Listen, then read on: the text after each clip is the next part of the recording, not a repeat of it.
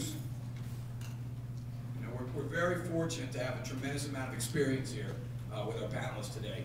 And with that, I want to introduce Eric Hand, CTO and Vice President of Engineering of Contingent Network Services.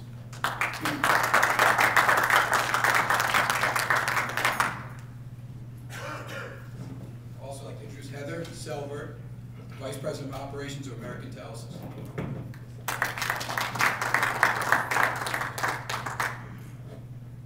And Ray Watson, Director of Global Sales and Engineering for Mason G Communications.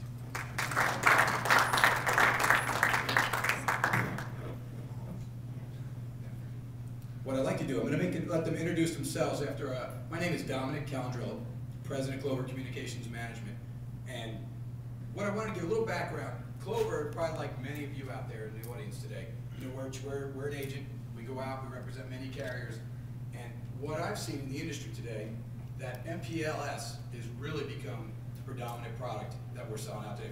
Just a quick show of hands, how many people say 30% of their revenue comes from MPLS?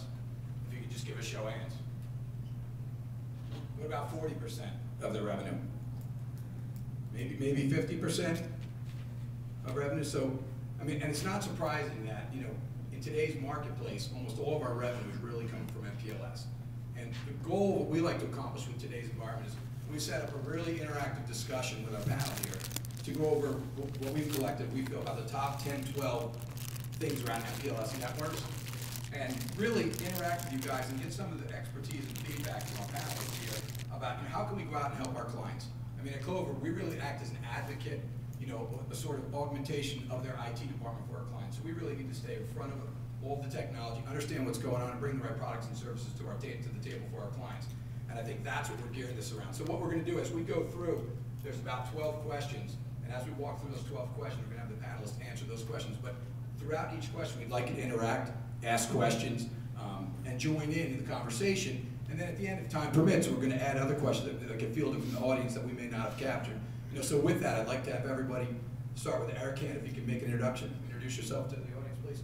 Okay, I'm Eric Hand, Vice President and CTO of Contingent Network Services out of Cincinnati, Ohio.